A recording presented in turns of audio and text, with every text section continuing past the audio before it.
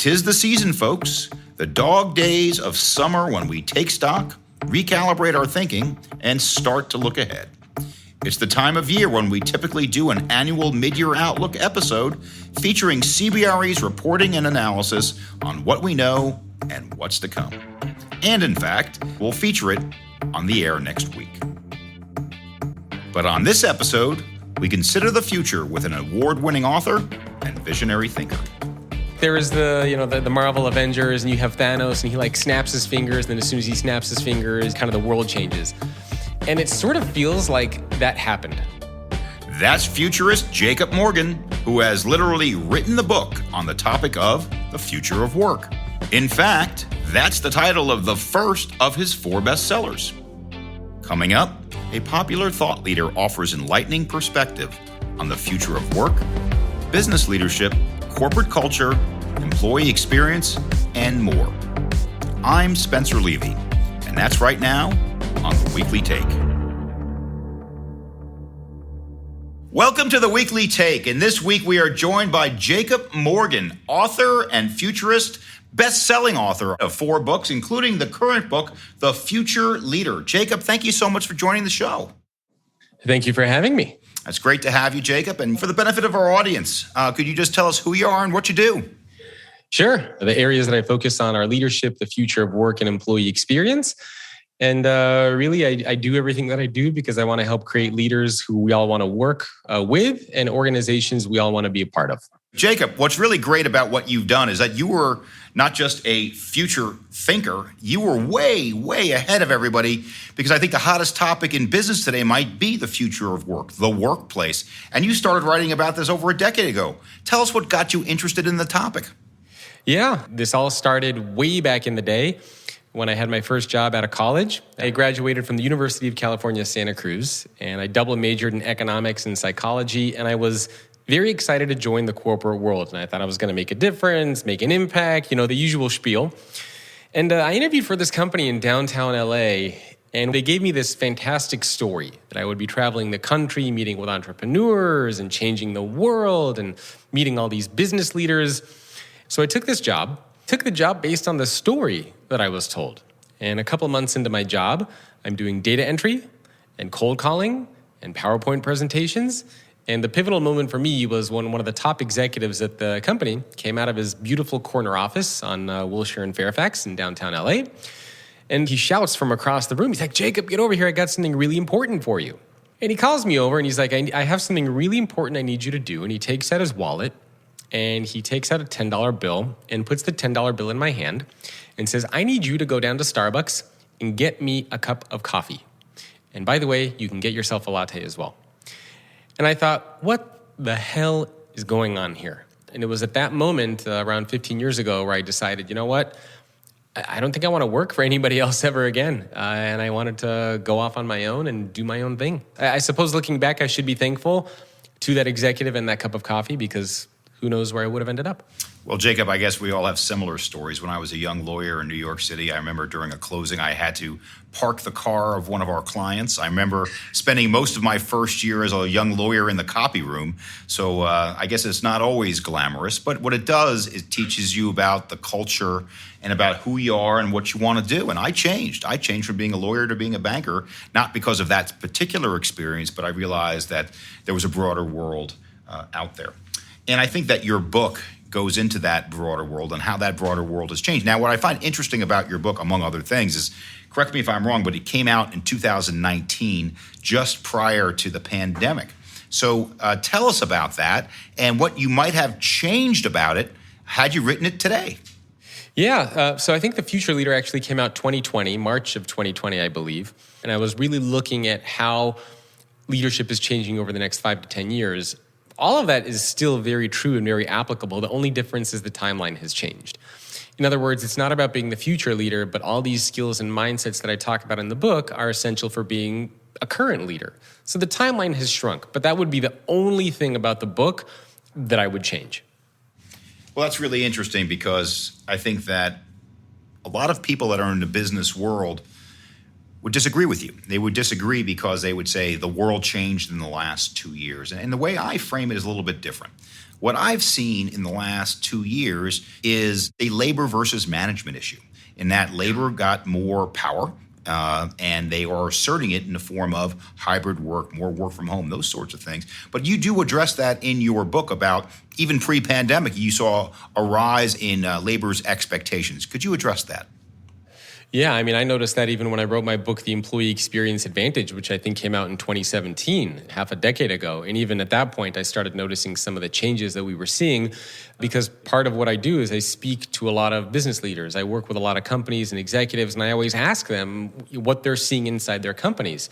And even around half a decade ago, they started telling me that they were noticing this shift in whether you want to call it power or influence, but they were noticing that employees, that labor were having more of a say in what was happening inside their organizations. They were asking for certain things. During the interview process, these executives would be telling me that the employees are now asking them about stuff. You know, traditionally, it's the company that says, where'd you go to school? Tell me about your experience. Tell me a time when you had to deal with failure. It was very much everything about the organization asking the employee. And all these executives would start telling me that, hey, you know what? The employees are now asking us questions. They want to know what kind of culture we have. They want to know about our leadership style, if we have coaching and mentoring, if they're going to have purpose and meaning and impact. So I think it's been a trend that we've been seeing for probably around 7 years, but really, really amplified over the past 2 years. And I mean, I just hear insane stories from my friends, from executives who are trying to attract and retain talent. And it's a completely different landscape.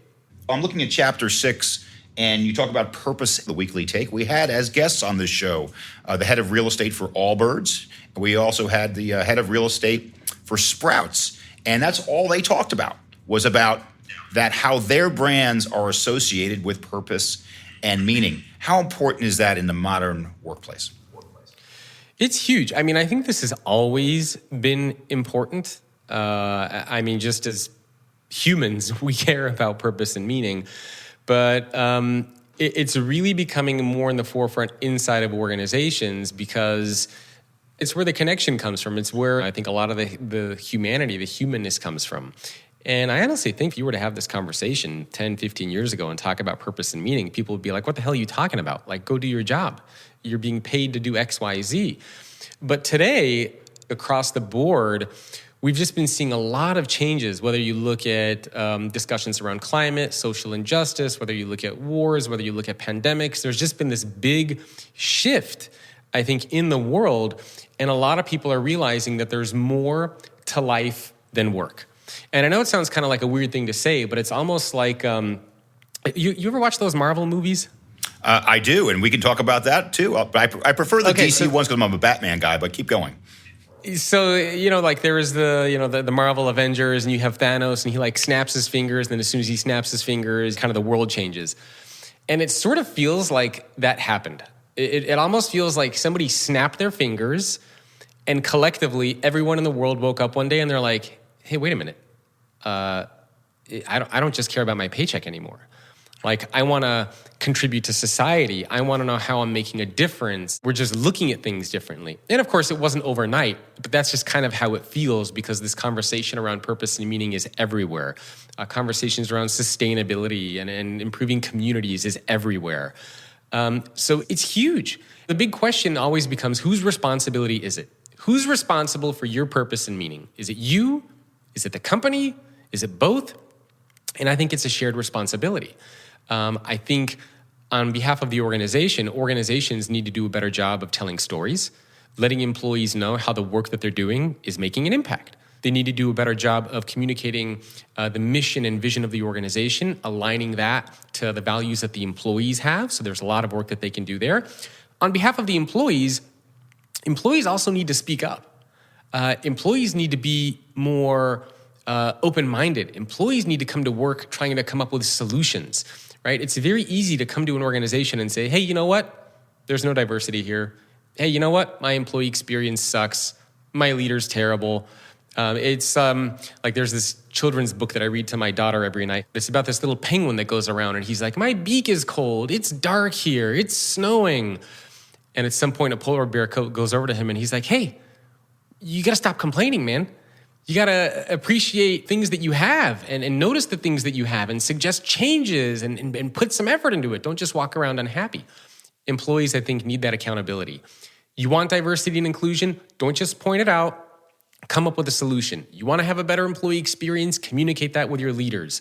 Participate in employee resource groups. Participate in the company surveys. Let your voice be heard. If you want that purpose and meaning, you're not going to get it just by being silent. So I think there's a lot of accountability and responsibility on both parties to make that happen. Well, the children's book I read to my kids is If You Give a Mouse a Cookie.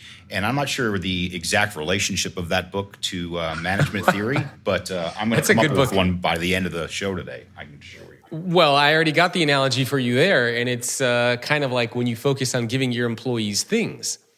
So, for example, if you purely create an organization where you are going to give employees, hey, show up to work today and you get free food. Show up tomorrow, you get hot yoga. Show up the next day, you get some other free thing.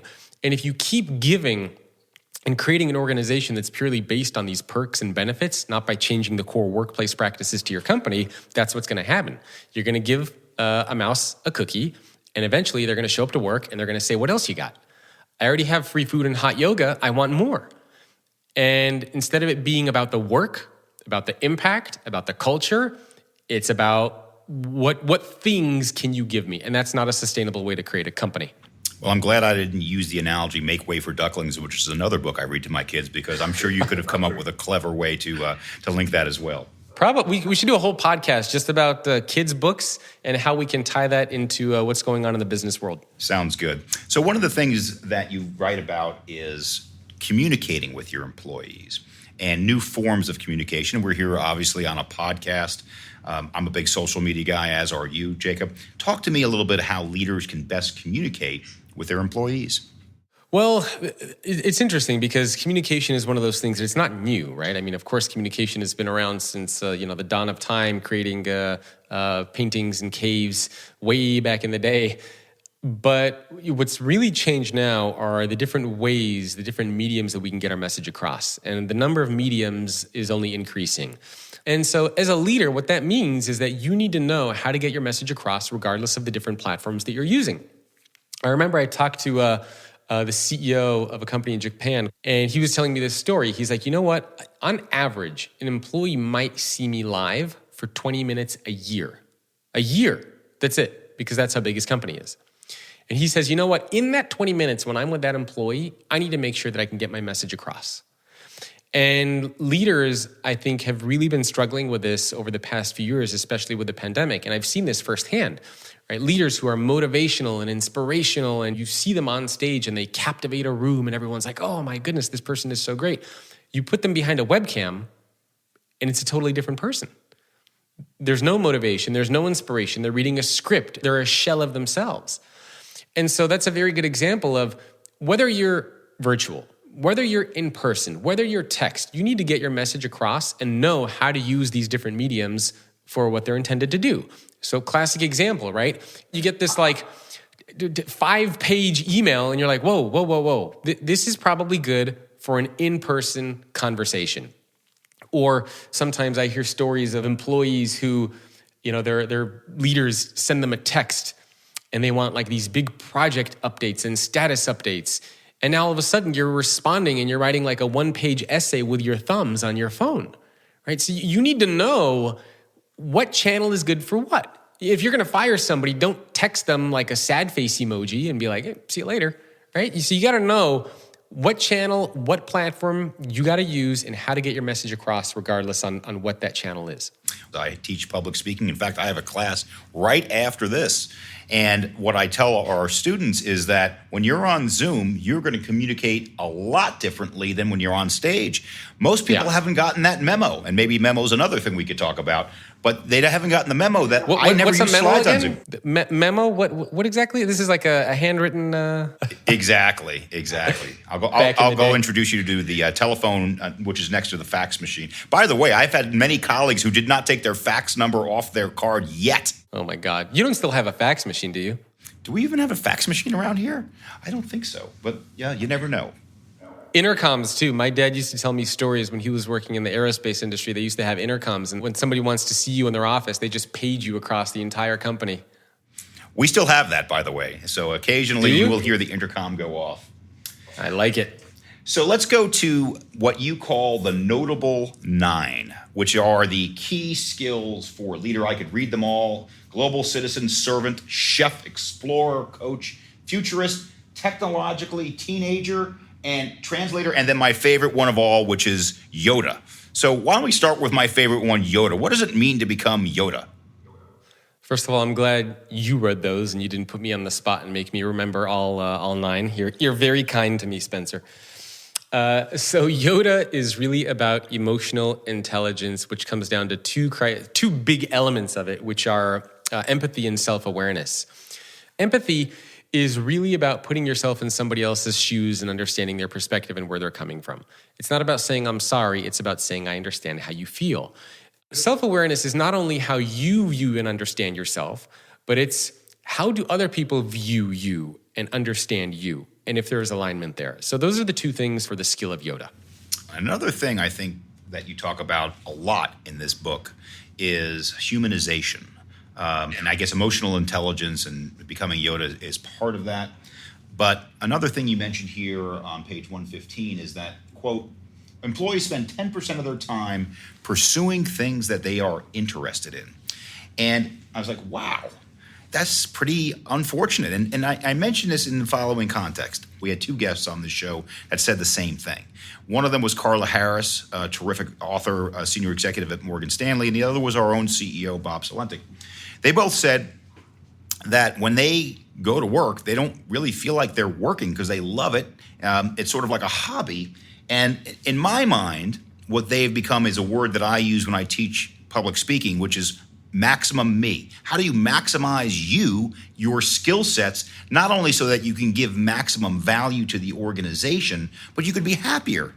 Talk about that, Jacob. Well, that's always easier for top executives, right? And I actually learned this concept and this idea from the former president of Microsoft in the United States, Kate Johnson, and she shared this insight around being an implementer versus an owner.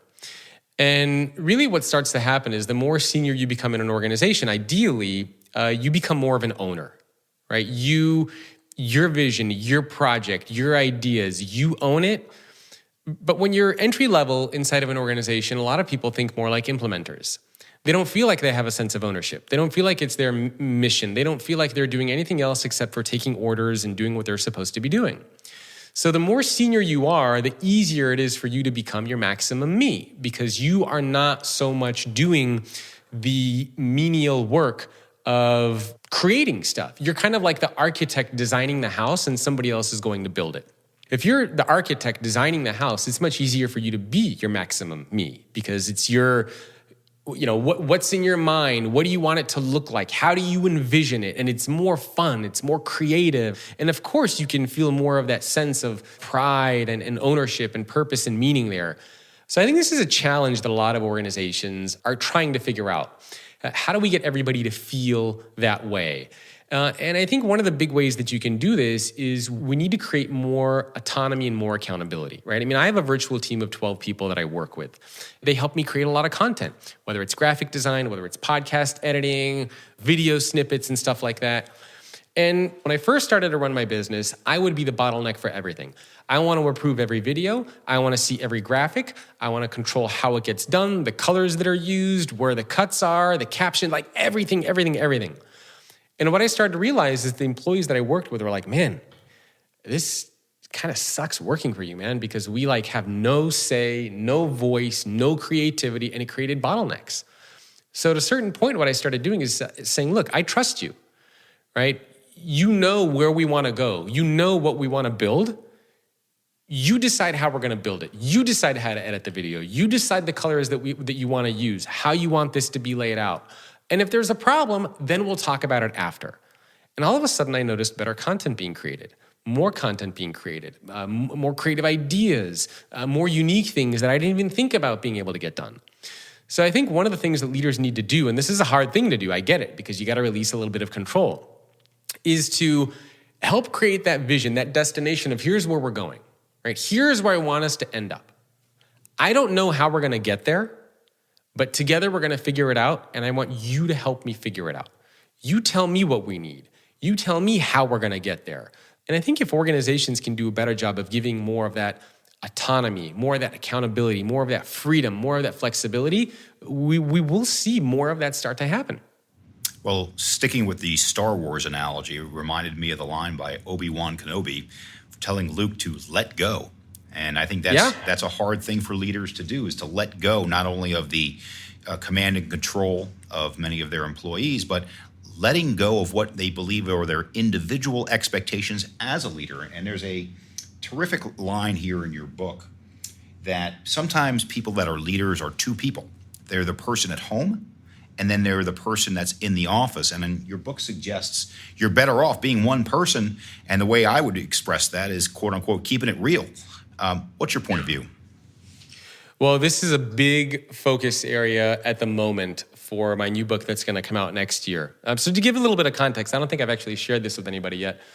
So it's going to be looking at vulnerability specifically from a leadership context. I've interviewed to date over 100 CEOs from the Fortune 500 list, 100 CEOs from there, and CEOs in other parts of the world as well. And I asked them all these questions around vulnerability and so on and so forth. And authenticity comes up quite a bit.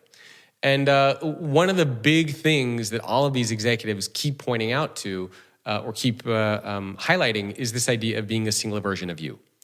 And it's funny because they all acknowledge that this isn't something that they were comfortable with doing earlier in their career. But this is also something that they all acknowledge is something they have to do now. So yeah, being a single version of you is crucial. It's hard. It requires being vulnerable. It might not always go according to plan. Not everybody is going to respond in the way that you want them to respond, but you have to do it for precisely that reason, because this is what creates trust. This is what creates psychological safety. We're human beings. We know when you're faking it and when you're not, when you're authentic and when you're not, and we want to work for leaders who are human beings. And that's not going to be possible if you're not a single version of you. And so I think this is one of the, heck, I'm writing a whole book around it, right? This is one of the reasons, or one of the biggest things that I think is going to be influencing and impacting leadership over at least the next decade and beyond, is that piece of being vulnerable. And as far as what that means, what that looks like, how to do it, I'm going to be exploring all that sort of fun stuff and getting some really cool stories from executives. But this to me is the number one priority for leaders around the world. Jacob, let me turn some of your ideas into my business. And I'm in the real estate business, and I'm walking around my office here today, and my producer sitting to my right said, boy, there's a lot of exterior offices here. There's a bulb. It looks like a traditional office. But when we go to some of our newer build offices, they're wide open. I actually like sitting in the open area, in the lunch area, and just see people as they walk by. So if you were to, and again, I know it's not your business, real estate, but if you were to take your ideas of being a great leader and put it into real estate design, do you have any thoughts there? Yeah, so it's one of the things that I talked about in the Employee Experience Advantage. And I gave an acronym for that, which was COOL, for Cool Office Spaces. And each one of those letters stands for something. But one of them was L, leveraging multiple workspace options. So one of the things that I think is most impactful when we think about workspace design is giving people options. I think there was a study that was done, and I can't remember the company that did it. This was a couple of years ago. But I think they found that during the course of a day, an employee, on average, performs 21 different types of activities. Whether it's having focused time, whether it's collaboration time, whether it's client time, regardless of what it is, 21 different types of activities throughout the course of a day. Now, the analogy that I used in the book is a house. You have a house with different rooms, and every room serves a purpose, right? You have a kitchen, you eat. You have a dining room, you have a bedroom where you sleep. Like, every room serves a purpose, and you do a different activity in each room. Inside of our organizations, we don't think like that. Inside of our companies, we say, you have one little box to sit in, and you do every single one of your activities in that box. It doesn't make sense. It's like having a house with one room, which is just a kitchen. And I say, you got to sleep in the kitchen, you got to eat in the kitchen, you watch TV in the kitchen, you entertain guests in the kitchen. Everything's got to be done in this room. Nobody's going to want to live in that kind of a house. So I think the best advice for organizations is to think about how employees work and design different options for them depending on how they work, why not have some spaces that are maybe open, some spaces that are maybe a little bit more closed or bullpen-like areas, some places that are maybe a little bit more outdoors, or maybe there's some greenery there, some places where you can get a group of people together, put them in a room and have them focus on ideas. I think different workspace options is really what we need to be thinking about. And it's funny because, do you watch science fiction movies at all? Oh, that is the title of my current presentation, is science fiction, so I can go through that for days.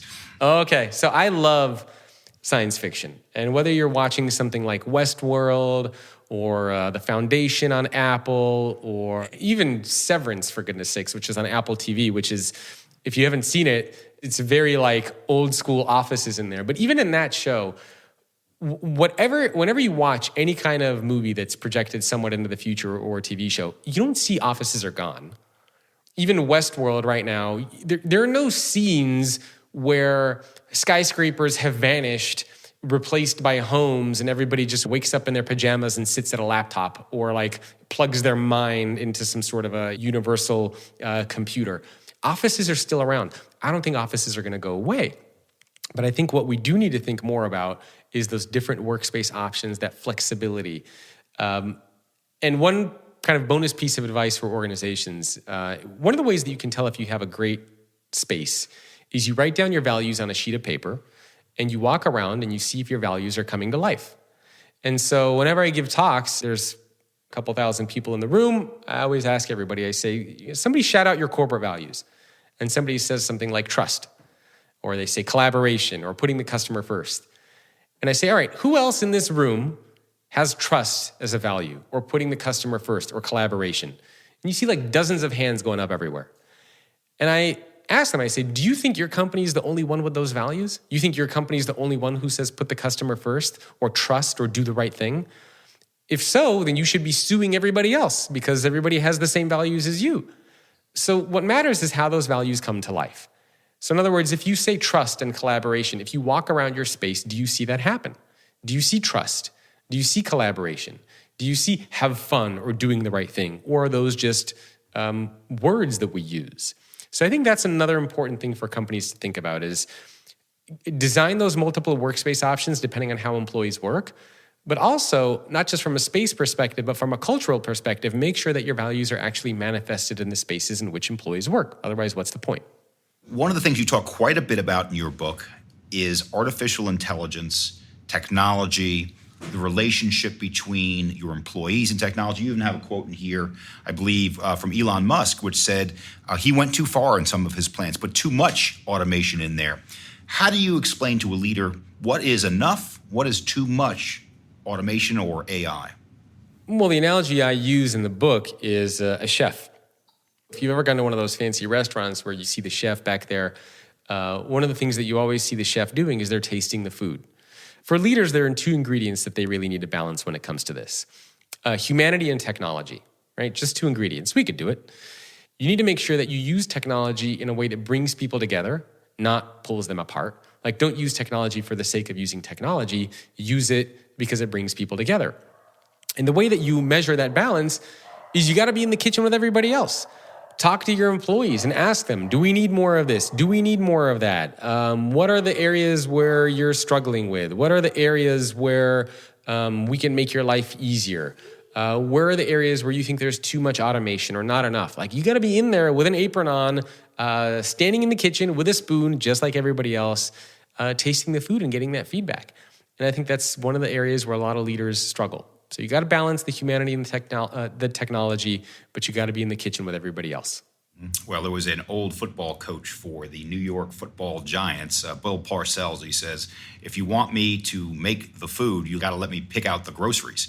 And I think that Bill Parcells and many of the old school coaches took a completely different leadership style to what you're advocating here today. And many of them got results, winning Super Bowls. How do you respond to that?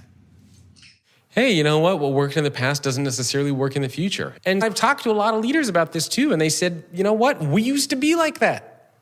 We used to lead those types of companies. I can't tell you how many CEOs I talked to who said, I used to be the command and control CEO. I used to tell everybody what to do and have them do it. No questions. Don't question me. Don't bother me. that's how things get done. And I always ask them what changed. And there's always some pivotal moment that causes them to change. Transformations happen, and they'll happen either from a business perspective, they'll happen either through something that happens in your personal life. It could be a competitor that overtakes you. Something will happen. You're going to lose talent, but something will wake you up to tell you that the way that you are leading doesn't work. Literally every CEO that I've interviewed for the book that's coming out next year, over 100 of them, the majority of them have told me they used to be that kind of a leader. And almost all of them have said that some pivotal moment happened that transformed who they are as a leader. Some realization happened that made them realize that that way does not work. And I know there's still a lot of leaders where that hasn't happened, but it will. So, Jacob, we are just about out of time here, and I loved your book, and I kept flipping pages. I could have spoken to you for 2 hours. Any final thoughts on leadership and the future? Yeah, I think probably the best piece of advice I have, just speaking from an individual perspective, is you don't need anyone's permission to lead. You don't need anyone's permission to practice the skill sets and mindsets that I talk about in the book. You don't have to go to your HR team and say, hey, is it okay if I practice empathy? You don't need to go to your boss and say, hey, is it okay if I practice the mindset of the global citizen and think big picture? You don't have to ask anybody. You can be a future-ready leader yourself, but it takes the time, the effort, the accountability. And so the best piece of advice I have for everybody out there is do it, right? As Nike says, just do it. Well, I'd add one other word. I'd add the word courage. Sometimes it takes courage to step out of the box of expectation. So, Yep. Jacob, on behalf of the Weekly Take, wow, what a fantastic book, The Future Leader, and looking forward to your new book. Jacob Morgan, author and futurist, podcaster, terrific guest with incredible advice. Thank you for joining the show, Jacob. Thank you for having me. I had a lot of fun. For more from author and futurist Jacob Morgan, you can find it on our website, cbre.com/theweeklytake. We'll share more about his best-selling books and other work, including his latest, which is called The Future Leader, 9 Skills and Mindsets to Succeed in the Next Decade. You'll also find more on our show, including ways to share the Weekly Take with your friends and colleagues. And don't forget to subscribe, rate, and review us wherever you listen. We'll be back next week with that important episode I mentioned at the top of the show, our annual mid-year market outlook for 2022. Whether you're an owner, occupier, or investor, our team will share the advice and expertise that is guiding CBRE. You won't want to miss it. So tune in for that next week. Thanks for joining us. I'm Spencer Levy. Be smart, be safe, be well.